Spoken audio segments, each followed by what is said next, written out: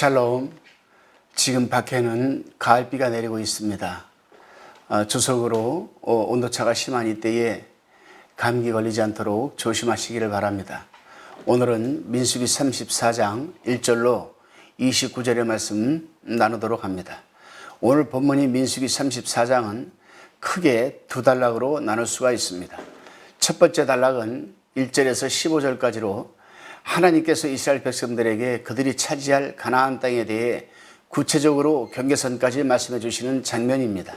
이어서 16절로 29절까지는 그 땅을 누구에게 맡겨서 분배할 것인지에 대한 구체적인 이름들을 하나하나 명시하시면서 모든 이들에게 공포해 주시는 장면입니다.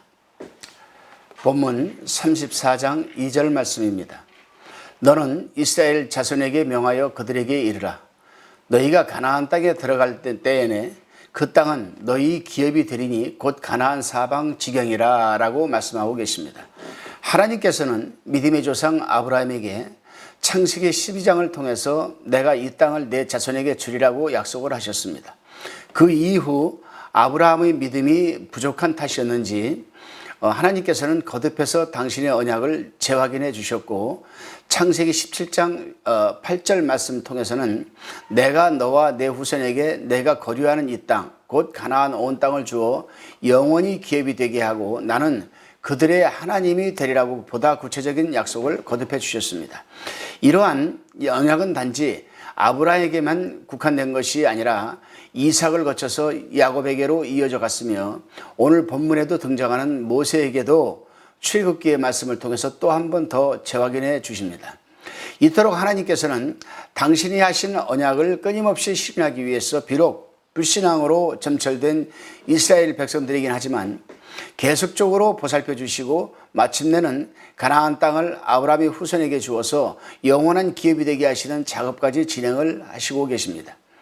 바로 오늘 본문 3절로 12절 사이에서 경계라는 단어를 무려 10번에 거쳐서 사용하시면서 이스라엘 백성들이 차지할 땅, 다시 말해서 이스라엘이 국경, 경계선을 정해주시면서 말입니다.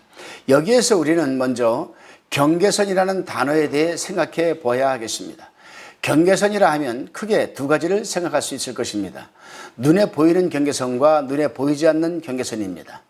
그런데 어느 쪽이 되었든 간에 이 경계선이라는 단어는 경계선을 바라보는 입장에 따라 그 의미가 다르게 전해져 오는 낱말이기도 합니다.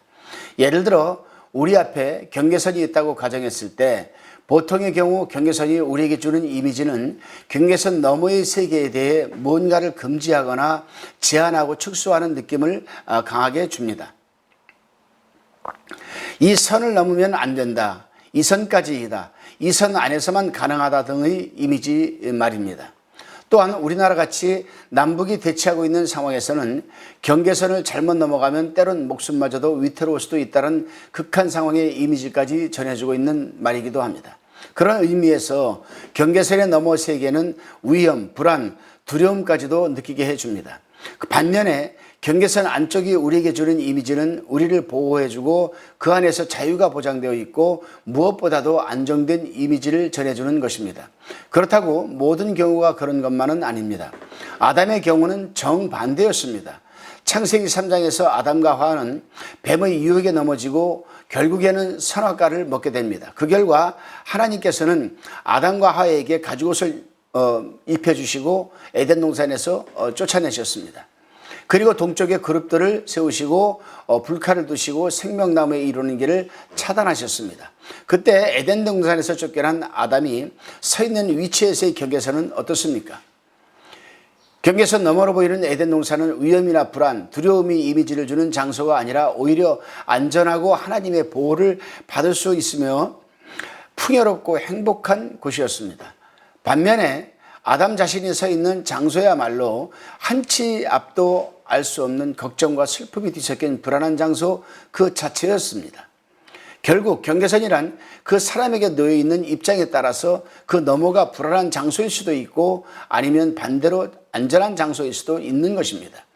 이것을 신앙인의 입장에서 달리 표현하면 자신이 있는 그 자리가 하나님과 함께하고 있는 자리인지 아니면 그렇지 않은지에 따라 그 위치의 의미가 달라진다는 것입니다.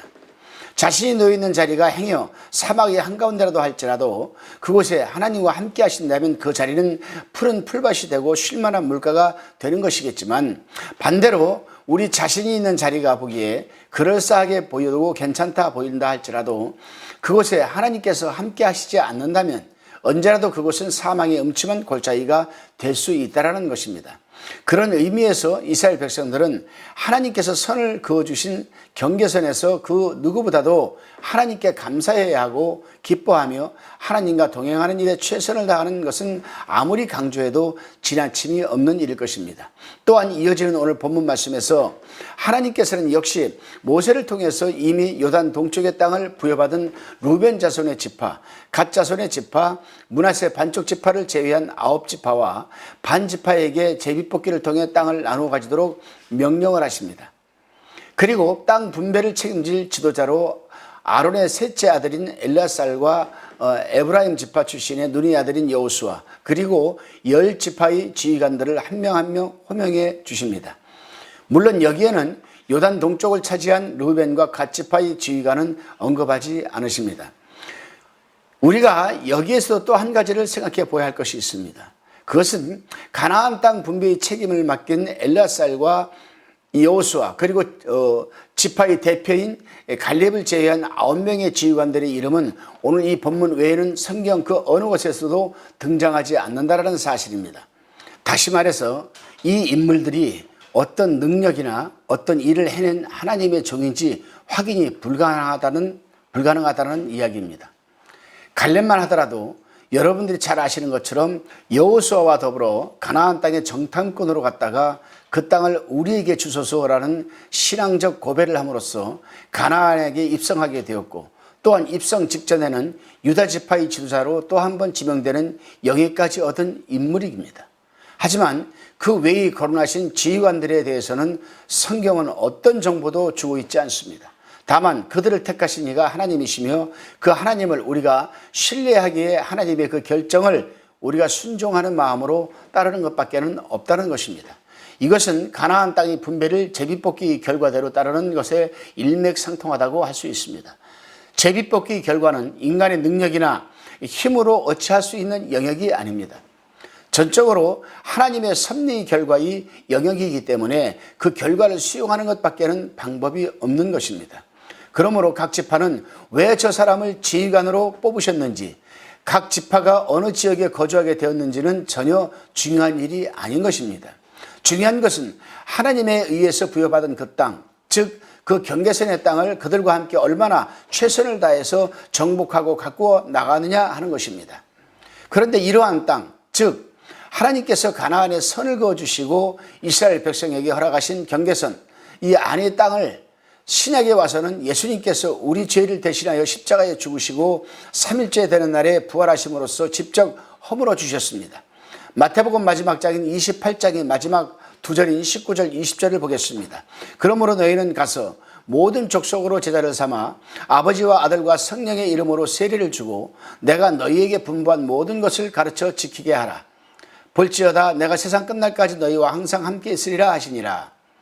하나님의 경계선이 드디어 가나안 땅에서 모든 민족이 있는 땅으로 확대 개편된 것입니다. 더욱이 한 사람 한 사람 직접 명하신 지휘관들의 이름을 너희라는 우리 모두로 삼아주시면서 언제나 하나님께서는 함께 하시겠다고 약속까지 해주셨습니다. 그러니 이제는 경계선 너머를 보면서 불안해하거나 두려워할 필요가 전혀 없고 경계선 안쪽을 보면서 슬퍼하거나 아파할 필요도 없다는 것입니다. 사도행전 1장 8장에서 보게 되면 오직 성령이 너희에게 임하시면 너희가 권능을 받고 예루살렘과 온 유대와 사마리아 땅 끝까지 이르러 내 증인이 되리라 말씀하고 계십니다. 이스라엘 백성들에게 있어서 경계선은 가나안 땅에 허락해 주신 하나님의 땅이었습니다.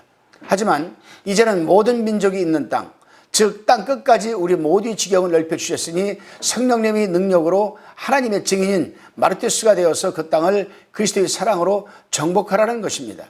사랑하는 동역자 여러분, 그리고 우리 성도 여러분, 오늘 하루 사시는 동안에 여러분들의 지경이 더욱 넓어지시기를 간구드립니다.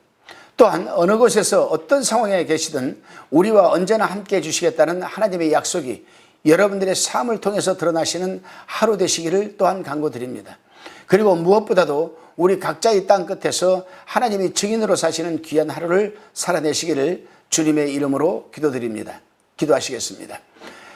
주님, 이스라엘 백성들에게 허락하신 가나안 땅의 경계선에서 이제는 모든 민족이 있는 땅으로 우리들의 지경을 넓혀 주시니 참 감사합니다. 언제나 우리와 함께 하시는 주님을 의지하며 어둡고 음습한 곳에서 사단의 권세에 억눌려 있는 사람들을 하나님께로 견인하는 하나님의 종이 되게 하시고 증인이 되게 하여 주셔서 전도자가 되게 하여 주시고 하나님의 커뮤니케이티가 되게 하여 주옵소서.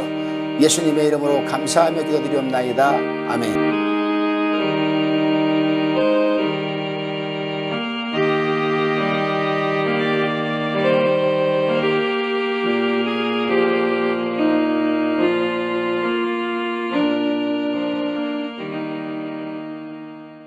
화평방송 구독, 좋아요 부탁드립니다. 감사합니다.